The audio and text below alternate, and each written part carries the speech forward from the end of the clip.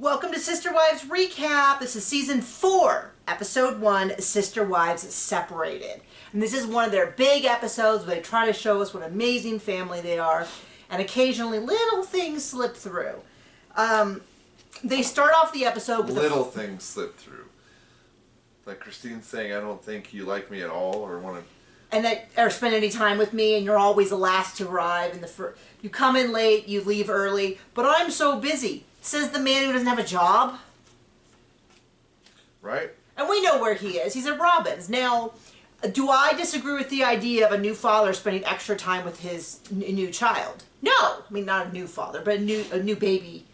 Recently has had a baby. No. But maybe that's why polygamy is not the best idea, is because of that very dynamic of that the best serve for the new child is a disservice to the rest of the children. But anyway, let's start at the beginning. We get a replay of Robin's birth. We see the baby's first cry, which reminded me of our young baby's first cry. Do you remember that? So I had a C-section, and they really encourage you immediately before they weigh it, they start cleaning you up, because I gotta sneeze. Bless you. Excuse me. For those who aren't familiar with how a C-section works, at least in our case, the way it worked was they put the baby kind of like right here, because the curtain comes up to about here. Right here. I don't know if I could have moved my arms. I'm not sure that if I did. Do you remember any of this? It was all very much a blur. Then they take the baby away to get cleaned up, which John's promised me he wouldn't leave me. But when they took the baby away, he said, do you want me to stay with you? I said, no, you can stay with the baby. So we went and stayed with the baby. But after that, after they kind of did that thing, they took me away. And John and the baby went back to the recovery room. And I went back to, I don't know what it was. What would you call it? Oh, you wouldn't have a clue because you weren't there. It was this long room, and I was still, they monitor you while the effects of the epidural is wearing off. And I had two nurses in there who did not, well, one of them did not like the other one and gave her the worst time the whole time I was in there. And it was odd because they were talking in front of me like I was a sandwich in a way. Like, there was no sense of like, hey, maybe let's put on a good face in front of the new mom who might be a little nervous because she just had major abdominal surgery and her baby is nowhere near her. And her husband's not there, and she's alone in a room with the two of us. Maybe I shouldn't harass this other nurse. And I can't remember anything about her except the nurse that was being harassed. Her and I were talking because I'm a longtime archer, and she asked what I do, and I mentioned archery at the time. And I don't know how it came. Maybe she asked what my hobbies were or something. And she's like, oh, I've always wanted to shoot archery. And so I started talking to her about like why it's a great sport, why it's especially a great sport for people who have really busy lives, because you can just practice a few hours a week and be good enough to at least enjoy competitions, if not win, things like that. And then the other nurse came in and was like mean to her, so I was like, that is my mortal enemy. But eventually you get feeling back, they have you monitor your feet, and then they roll you back, or whatever. Roll you out. Roll me back to the rooms and all of that. But what was relevant to the story is I remember when they put the baby right here. I don't know this baby. He's been inside of me for a while, but we've never met before, and he just screamed directly into my eyeball, and I was like, hey, buddy, hey, I'm your mommy. And I guess I couldn't move my arms, or it was just awkward to try to hold my arm. But remember, it was like he was like right here, just screamed in my eyeball. Yep.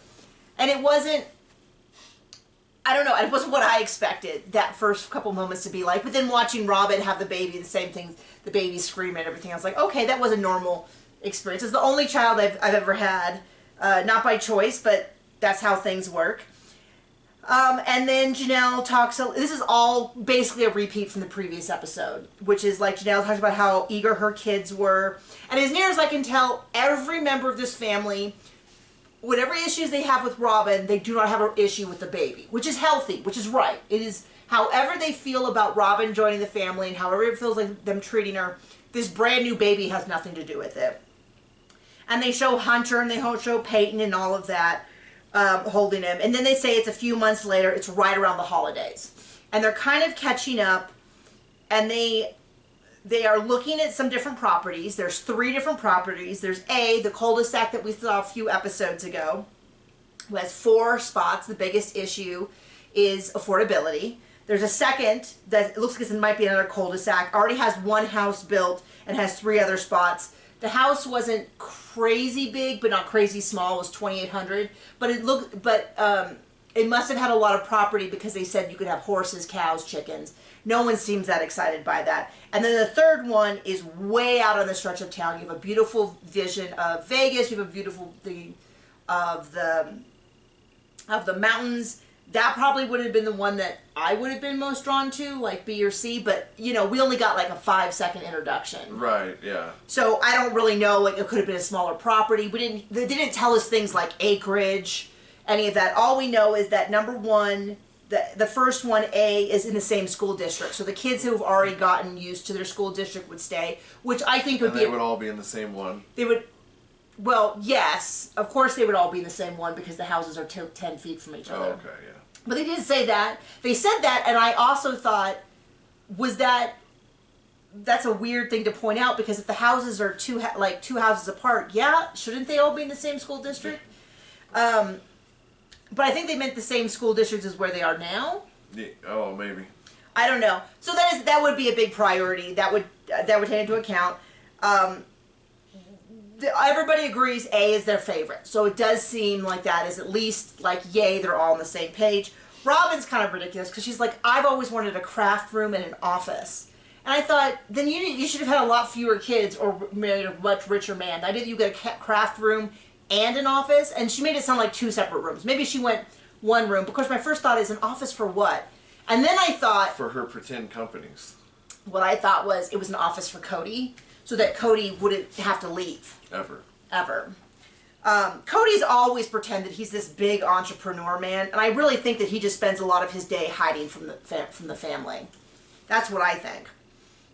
Clearly he worked, and it sounds like he was a reasonably good worker when we first started the show.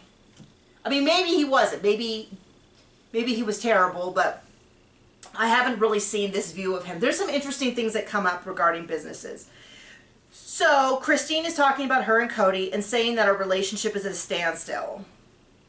Very explicitly. Like, let there be no doubt that she has said, you know, things just haven't quite been right. But it took her a few years to get to the point where it's never going to improve.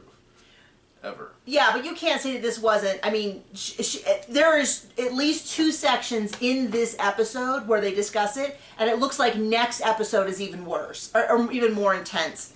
But then Mary and Robin go shopping, and they have this big interview about how we don't have to all do something together, and Christine and Janelle are a little bit like, shopping with them is terrible. And I can relate to that feeling, because both John and I are like, get in, get out quick. We're more likely to spend hours and hours shopping like online or in a catalog or something like that. But when we go to a place, we're usually in and out pretty quick. Mm-hmm. That's sort of our thing. And so I totally get that. My mom is not that person, and it was torture to go anywhere with her because she went to look at everything. And it would be hours and hours. Like, you go grocery shopping, and it'd just be hours, and I'd be dying. I just can't do it. I just can't. I don't think that even if I went someplace I truly loved and someone gave me well, we did this once. Now, this is not quite on the same. I was going to say, even if I went someplace I truly loved, I don't think I could go on forever. But then I was remembering, before the pandemic started, I'm in a writers group that's international, and one of my close friends is in Switzerland, and they had the lockdown probably about 5 weeks before we had a lockdown. And it was pretty apparent to me that there was a good chance that the lockdown was going to come for us. We're really good at seeing the obvious. Yeah. Well, but it was like, you know, and I had friends who were in England, and so it was kind of like you could see it spread. And I just thought it was really, you know, obvious that that was going to that there was a good chance that was going to happen. So we went to Walmart really early one morning to stock up on basics. Now, we did not hoard. We did not buy more than we would actually use within a month or 2. We just made sure that we did have stuff for a month or 2.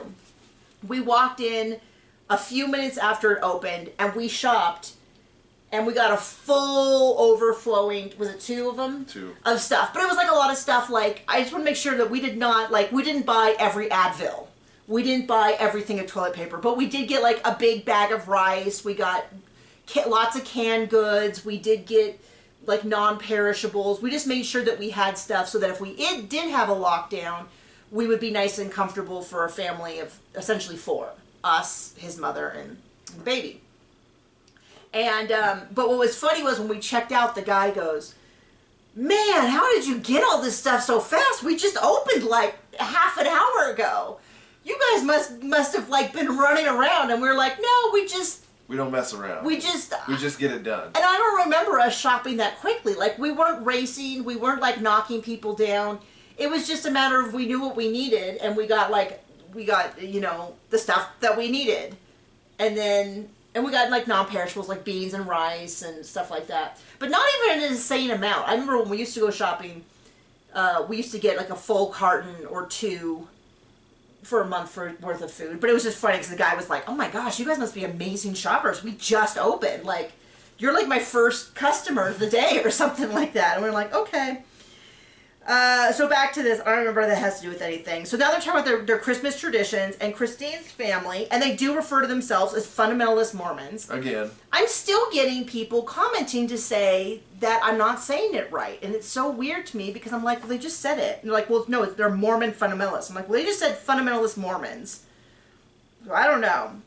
But Christine's family celebrated Joseph Smith's birthday. They did this for 13 years, or however long she had been in the family. And then last year, Cody told her he didn't want to celebrate it anymore. And isn't it coincidental that happened right after he married Robin? Oh, what a coincidence. What a coincidence that they stopped that. Now, Mary and Janelle were like, yeah, I always thought it was weird, but it was something Christine's family does. But it's interesting to me how many things continued on and then suddenly Cody didn't want to do. So instead they celebrated Hanukkah, which really feels like a sideways step between celebrating the founder of their religion's birthday, which, I mean, I can't say it's weird because I'm not a follower of, I'm not a Mormon. So to me, it's like, it's all foreign. Like, it doesn't seem any more foreign than anything else they might do.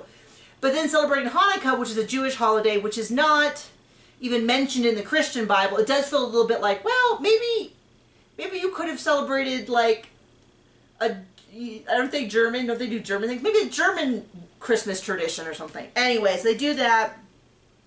I don't know a lot about Hanukkah, but I don't feel like what they were discussing felt very much like, I don't know, it was very much like, oh, so now we light the light that is within us, and then we all light each other's lights. And I'm like, I don't know if it's a Hanukkah thing. All I know about Hanukkah is the Hanukkah where they do it every night. Isn't it 8 days of... Yeah, so I don't know. So I didn't understand what was happening. I just know what I know about it from Adam Sandler. Yeah, exactly. Adam Sandler, obviously, and his Hanukkah songs. A real leader in the Jewish faith. But for people of our generations, it really was like, oh, what do we know about it? Oh, Adam Sandler. So they do that. They go caroling to the neighbors. They go and get a Christmas tree, and then Gabe and Garrison get into a pretty rough fight. And then everybody explains how Cody being completely uninvolved is actually a good thing. And in all the kids. Yeah. He's never the heavy. He's never the heavy because that's not fair to him. And then Janelle's like, yeah, and he would have, gone crazy with punishment, like no video games for a month. Which, I've heard this, I knew this before I was a parent, but now that I'm a parent, I really understand how that is a punishment for everyone. That is a punishment for mom and dad foremost, before the kids. The kids not having their TV or this, and so like the idea that he would take away their video games and then be like, I'm not here most of the time, is really a punishment to Janelle. But Cody does nothing. So first of all, they go and get a tree. And they like it that way, because the matriarchy. Yeah, well, no, here we go. So it starts off with they go to the ski resort to cut down a tree, which for anyone who kind of lives near a national forest, I don't know if it's for every state, but at least in Colorado, you can just go and you can buy a tree permit, and there's certain rules on where you can get them, like not too close to the road. Or somebody's house. Or something like that. You can get them. We've done it. We did it once because it was not as fun in person. We've done it more than once, but yeah. Did we do it more than once?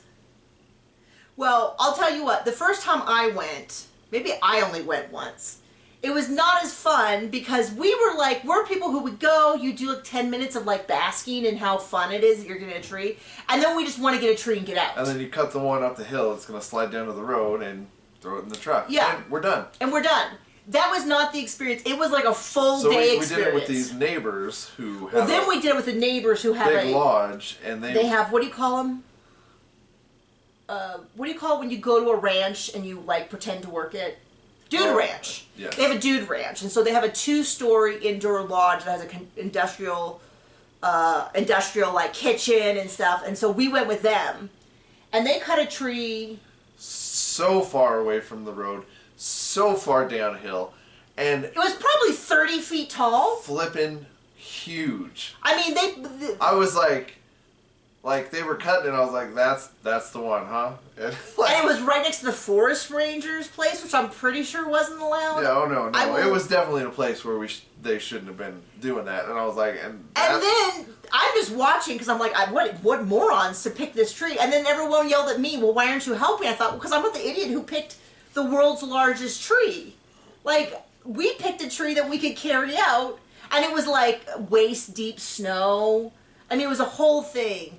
And so whole thing. It's like, I was like, maybe we're not fun people, but it was sort of like, if I'm going to get a tree. Okay, they were old people, and we were the young people, so guess who had to haul that out? Gosh. It was so dumb. And then they had to cut off a ton of it because it was too big for the house. Even though it was probably, 25 feet inside?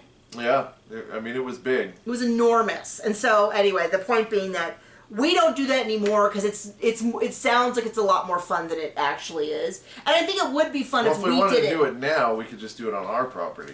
Well, if we were going to do it now, up at the forest or something, it would be like a 1 hour max out of the car time. Yeah. And that's not what it was. So anyway, they discovered the same thing. They went to pick out trees. And by the way, when you're in a forest, all the trees look like they're too small, and then you get them in your house, and you're like, oh my gosh, this thing is enormous. Because really what you should be picking out is like a shrub. The Charlie Brown. You should be picking out something you can pick up with one hand. So they did the same thing. They got a tree, and then Cody, Hunter, Logan, Hunter, they all chopped it down. Somebody said it was 98 chops, and then Hunter pushes it over. And by the way, trees in an actual forest are not like Christmas trees that you buy from a lot. And nobody does it with an axe. They do it with, they have one branch every couple feet. Like, they're really spindly. And you take a chainsaw. When I was a kid, we got one that every single pine needle was like a razor blade. And so decorating it, you had to like wear kitchen gloves to decorate it because it was so. We did that one time. We had the whole family went to the ranch for Christmas, like back when my grandparents were alive and everyone was there. And that's what I remember, is that you could barely touch it because it was so painful, and that we made all of our ornaments. That was really fun. I was pretty young. I have a picture of me somewhere. It's about this big of me in front of that Christmas tree. I wonder where that is. And then they go back to the car, and that's when Gabe and Garrison get in a fight. Gabe gets a real good punch into Garrison's face, and Garrison's bleeding everywhere, and Janelle's correcting them, and then they have to have this whole interview to explain to us why Cody didn't help. Because Cody, I am not joking, is standing on top of Mary to tie down the Christmas tree. So it's kind of hard to describe, but Mary's like bent over like this, and Cody is sitting on her back to tie it down, which to me is the closest they've ever been in years. Which to me is a little ridiculous that he wouldn't, I don't know, be the big strong man, let Mary tie it down. But I guess it's one of those like, whoa, here's the most important job, is tying down the tree, so I'm going to do it. So Janelle corrects the boys, and instead of them saying, and then they make a whole big excuse why that's better. Why Cody, well, I can't always, Janelle's like, well, he's never here, and so, she doesn't say it accusingly, but what she basically says is, he's never here, and if I waited for him to do any sort of discipline, I'd be waiting around all day, so I just do it myself, because I don't want to make him the heavy. And I think the unsaid thing is that he's there so little that if he did any discipline, they'd be like, who's this jerk? It's not a real big problem, though, she gets in there, but the whole... Oh, this is what drives me so crazy watching the old episodes, is how they just, as a team, work so hard to protect Cody from criticism of any kind. and then all of the wives take on all the criticisms themselves. So if Christine is having a problem with Cody, it's her jealousy. It's her unacceptance. It couldn't possibly be Cody's. Now, that's what she says to the camera. I think the truth is closer when she's talking to him and she's saying things like, you arrive late, you leave early, stuff like that. And he's like standing on Mary. Anyway, so then we get to the kids swap names. We go up to the big house. Oh no, hold on. They explained to us that the kids swap names. The wives are going to go in together on a gift for Cody. And then they said something interesting, which I have never heard said before. And it was a big gift, but yeah, what? Is that Cody explains that how much money they spend on gift is really up to them because each wife and him have their own budget. And they have explained many times in the past that the wives each get a budget for their household. And the viewers have often complained because what it appears like is that they get a set budget, and that means the families with 6 kids struggled a lot more and had a lot less resources than the family with 1 child. But then I found out that Cody has his own budget, and I was like, hold on a second. Is that why every single one of the wives' cars has broken down at some point, but Cody's never has? Is that why Cody also had a motorcycle? Is that why Cody has so much clothing that he has a set at each house? Is that why Cody has 4? He always says, I have 4 of everything. He can't be bothered to live like a normal peasant. Is that why he has a nicer car? And I know people are always like, oh, well, he got it from his job. So he's still maintaining it. And he continues to this day to continue to get new ones. And he hasn't had a job in a bajillion years. I don't know. It looks like the same one he's always had, but I don't know. No, I mean now in 2023. Oh yeah, no. I'm sure it's different. So my point is, wait, what is Cody's budget going toward? Because if the wives are paying clothes and Robin. I mean, the pencil wetter. So anyway, so that really shocked me. I don't know if we ever come back to it again, but the idea that Cody has to have his own budget, and they didn't specify that it was any different, I would like to know more about that. And I'm hoping in the new season, which for the Patreon, the season hasn't started, but when this appears on YouTube, I believe the season will have started. I'm counting on Janelle, the family accountant, to kind of bring up some of these things during the separation about how Cody has always had significantly more money and not supported the kids. And this makes a lot of sense when he, early in the first season, talked about how when the kids want stuff, they go to him because he just buys it for them. And it was like, oh, now I get it. I'm sure his thing is, well... I'm sure he buys it out of the wife's budget, too. No, I bet you he has his whole separate budget. He gets to be Captain King of gifts or something. But yeah, I mean, maybe that's it too. So what was interesting was they're all going to go to this big house for Christmas. It's got 10 bedrooms or something. They've rented it so they can all be together.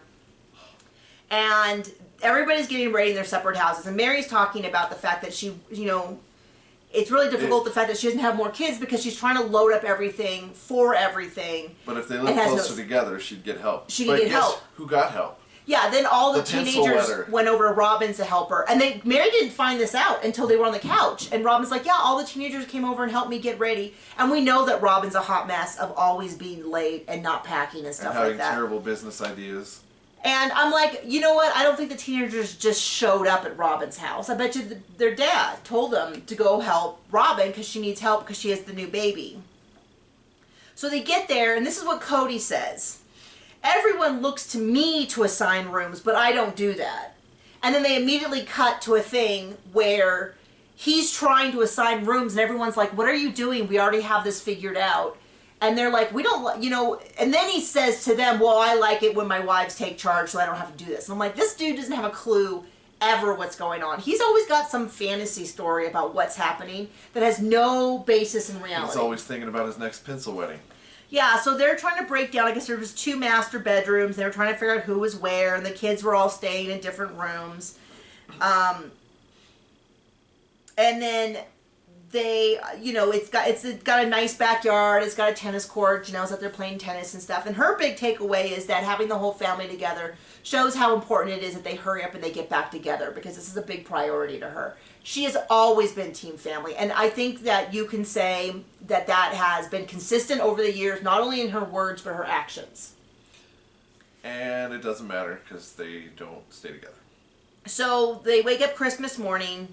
Everyone's reminiscing. Oh, well, they want to do a nativity play. The kids are being big old butts about it, which is, to be clear, totally normal behavior for little kids, especially the preteens who are like, I don't know why we're doing this.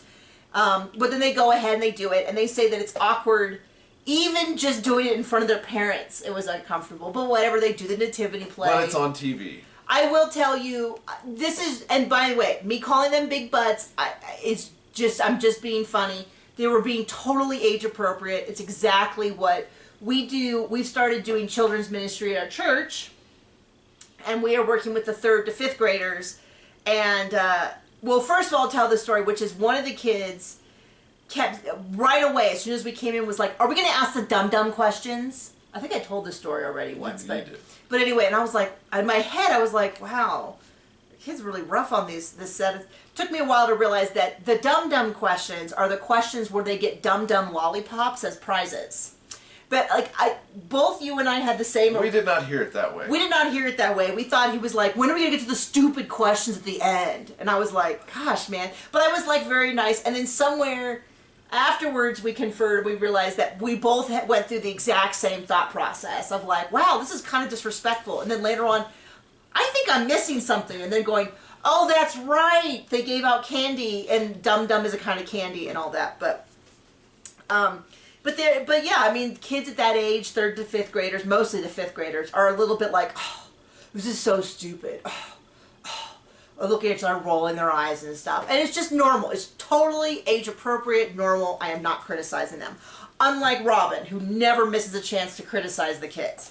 Okay, but they're all talking about this being Logan's last Christmas here. Cody really doesn't want him to leave. Yeah, I mean, who's going to be the dad? Yeah, I mean, you know, really doesn't want him to leave. Logan's a little bit like, yeah, it's going to be hard to leave, but I think I'm ready. And they talk about the fact that once Logan leaves, it's this steady procession out of the house, because he'll leave, and the next year 2 more will leave, and the next year 2 more will leave. And eventually Cody will leave. And then the wives will leave, and then the, you know, all that. But it's this, it doesn't slow down kind of after this. The kids all exchange gifts. They all draw names and they exchange gifts, and it seems like it's a real kind of crapshoot between the little kids giving some of the older kids maybe more symbolic gifts. Really sweet though, and the older kids giving maybe some of the younger kids more, you know, like a little baggie or something. And then Janelle gets a tablet, Mary gets a necklace with diamonds and rubies, Robin gets a pencil box, gets a guitar, thank you, and Christine gets a ring that she specifically picked out. She told Cody, this is the exact ring I want. Cody got it for her. Yay.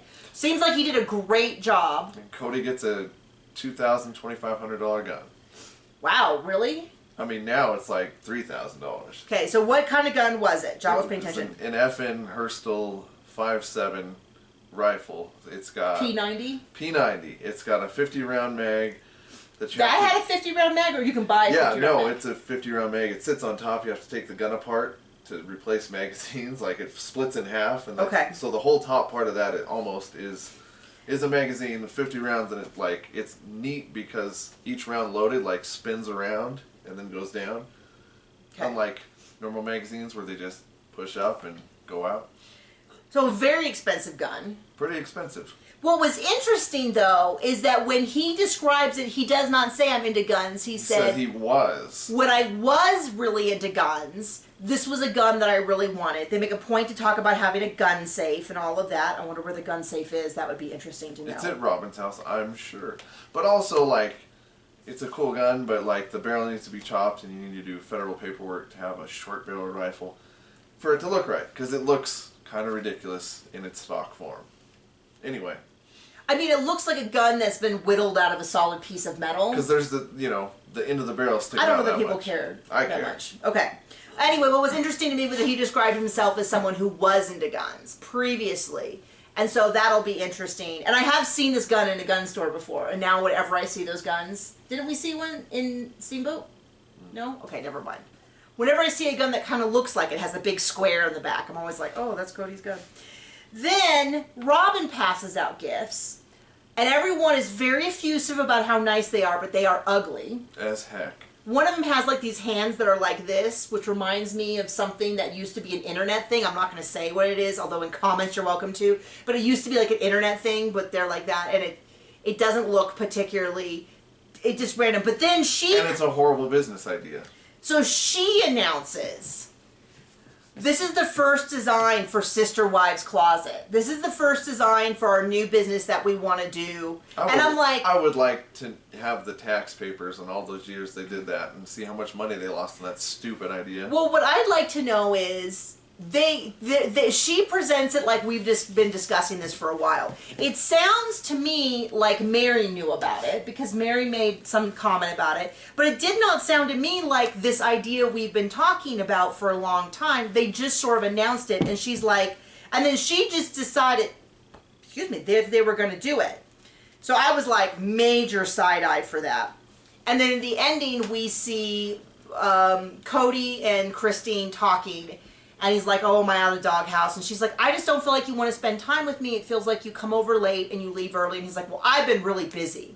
And it's like, with what? Your non-existent job? He had a baby. He did have a baby. No, he didn't. Well, okay, Robin did. But I mean, like, yes, he should. And this is one of the core problems, issues that I have with the idea of polygamy. You're a priority. We'll fix it. I'm just busy. Like. That's an excellent point. You're not important. My point, though, is that this is one of the issues that one of the core issues I have with polygamy, which is this idea of, in many households, the parents can't be enough with the newborn child, period. Or with young children, not just babies, but young children, teenagers, all of that. So Kids then are to start saying things like, oh, well, now dad, who assumably works, it could be mom or whatever, we're going to take away half of the time that he isn't working already, or a third, or 2/3, or 3/4, and so there's really no way that he can be helping out with the children the way he should in any of these households. And they're like, but I guess the whole idea is predicated on the idea that the dad wasn't going to be doing a whole heck of a lot when he was there anyway, which is not what I ever wanted to sign up for. When we talked about having kids, like really seriously, are we going to do it? One of the questions was, if this is something that I do solo as like my thing, I'm okay not having kids because that is not the deal for me. And John's like, no, if we have a child, I'll be a parent. And I was like, okay, but I just want to make that clear because some families really do have it where it's like her job is 100% the baby and his job is 100% work. I wanted to have things that I do that, I want to have a purpose outside of just having a child, and it's okay if your job is the child. I'm not judging anyone else who had that relationship. I just knew it wasn't for me and it wasn't what I wanted to sign up for. Instead, it was something we did together, and we still do together. We're taking our son to his physical later. Now it's something I do, and occasionally you take along. Oh, jeez. Listen, he is a stay-at-home parent, and so he does a lot of the extra, he does the school runs, he does a lot of that stuff. But we still don't let him steer you wrong in that when the baby is home, a lot of times it's 50-50. When he's home during the school year. Like, don't you look at me like that. Like Sundays and evenings. When you're done with work. When I'm done with work. Okay. Which was, and that's how we did that for a while too. There was a long period of time where we split it when John got home from work, we would split that work. If you say so. I'd make him lunch and he'd feed the baby, and to this day, somehow that has become that he never got a moment's break. And I'm like, buddy, who was in charge of feeding for solo for about 6 months? I was like a milk cow over there. Anyway, we're moving on through season 4. We're going to see the birth of Sister Wives Closet, and we are gleefully excited to poke. I mean, I'd say the afterbirth, but okay. It's going to be awful. Okay, bye.